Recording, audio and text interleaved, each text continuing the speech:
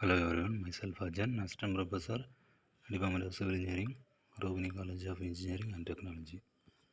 In this session, we discuss about the chlorination process. Chlorination is the addition of chlorine to kill the bacteria. Chlorination is very widely adopted in all developing countries for treatment of water for public water supply system. Chlorine is available in the form of gas, liquid or solid form, commonly known as bleaching powder. The advantages of chlorine. Chlorine is manufactured easily by electrolytes of common salts, that is NaCl, that is sodium chloride. It is powerful oxidant and can penetrate the cell wall of organism and its contents. Dosage can be controlled precisely, can be easily detected by simple orthotrophylline test. Does not form harmful constitution on reaction with organics of inorganic in water. Dosage of chlorine in the form of plain chlorination. Plain chlorination is a process of addition of chlorine only when the surface water with no other treatment is required. That is a plain chlorination. The water of lakes and springs is pure and can be used after plain chlorination. A rate of 0.8 mg per liter per hour at 15 Newton per centimeter square pressure is the normal dosage so as to maintain in residual chlorine of 0.2 mg per liter.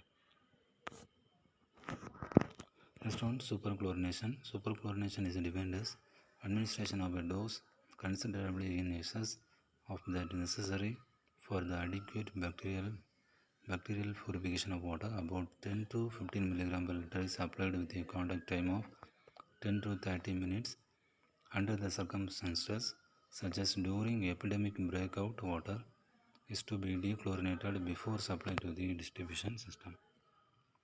Then breakpoint chlorination. When chlorine is applied to water containing organics, microorganisms and ammonia, the residual chlorine levels fluctuate with increase in dosage.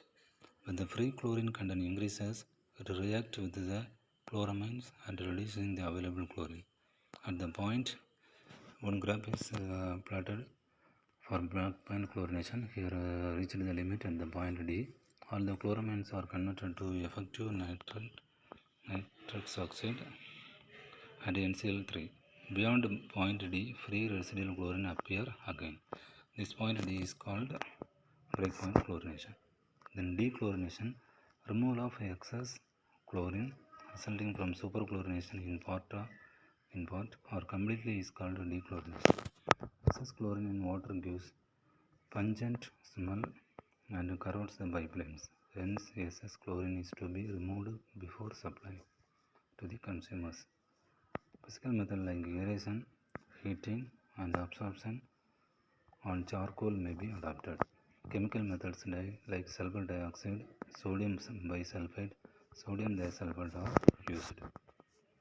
Then points of chlorination. Chlorine applied at various stages of treatment and distribution accordingly. They are known as pre, post and rechlorination.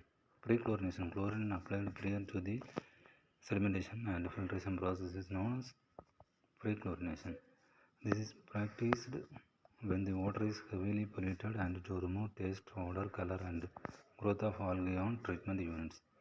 Pre-chlorination improves coagulation and post-chlorination dosage may be reduced.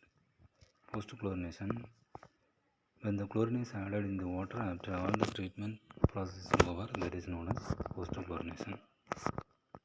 Then rechlorination, in long distribution system, chlorine residual may be fall, rendering the water unsafe.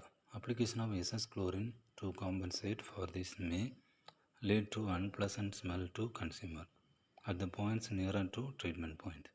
In such cases, chlorine is applied again, that is rechlorinated at intermediate points, generally at service reservoir and booster pumping stations. Thank you.